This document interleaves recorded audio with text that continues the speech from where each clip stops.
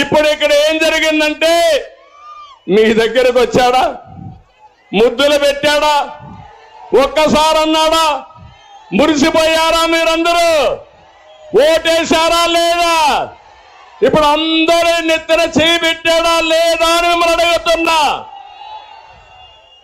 అందరికీ కష్టాలు వచ్చాయా లేదా మీరే చెప్పండి.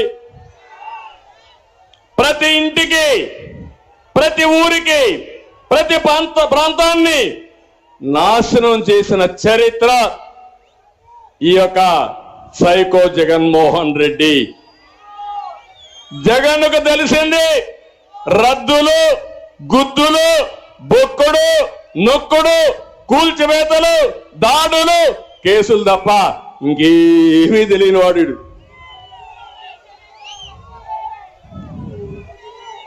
ఎవరైనా సరే మంచి కార్యక్రమం చేయాలంటే దేవుని దగ్గరికి వెళ్తాం.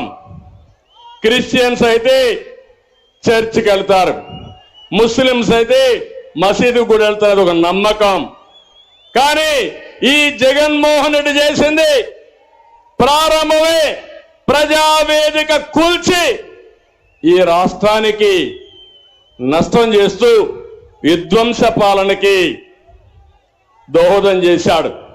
నేను అడుగుతున్న ఒక విషయం మిమ్మల్ని అందరినీ, ఎన్నికల ముందు ఒక మాట చెప్పాను, ఒక్కసారని కరెంటు తీగలు పట్టుకుంటే షాక్ కొట్టకుండా తప్పదు తమ్ముళ్ళు ఆడబిడ్డలని చెప్పా, జ్ఞాపకం ఉందా మీకు? చెప్పానా లేదా? చెప్పొట్టు జైలుపైకెత్తండి. నా మాట విన్నారా మీరు? ఇన్లా మీతో కూడా నాకు కూడా కష్టాలు వచ్చేసాయి. అందరం కష్టపడ్డామా లేదా? అందరం బాధితులు అవునా కాదా అని మిమ్మల్ని అడుగుతున్నా. అది ఏ విధంగా కూడా మీకు చెప్తాను ఇప్పుడే. నేను ఒక విషయం చూడండి, ఇక్కడ ఈ జిల్లాలో 365 కోట్లతో జైన్ ఇరిగేషన్కి నేను శ్రీకారం చుట్టాను. అది వస్తే ఏవైనా మొక్కలు కావాలంటే పెంచడం, ఫుడ్ ప్రాసెసింగ్ పెట్టడం, అవన్నీ వచ్చేటివి. దాంతో అతను వస్తానే దాన్ని తరివేశాడు. ఇంకో పక్కన నందికొట్కూరులో 650 కోట్ల రూపాయలతో మెగా సీడ్ పార్క్ ఎస్టాబ్లిష్ చేశాను.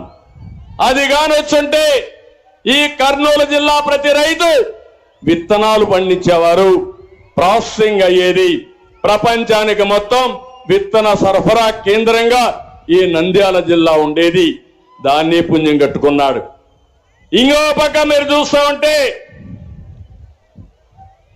ఎమ్మిగనూరులో టెక్స్టైల్ పార్క్ కోసం నేను ఆ రోజు శాంక్షన్ చేస్తే అది కూడా పోయింది.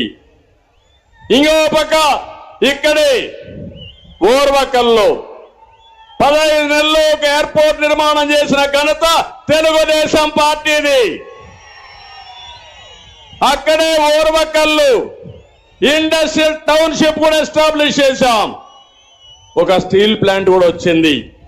అదే నేనుంటే కర్నూలు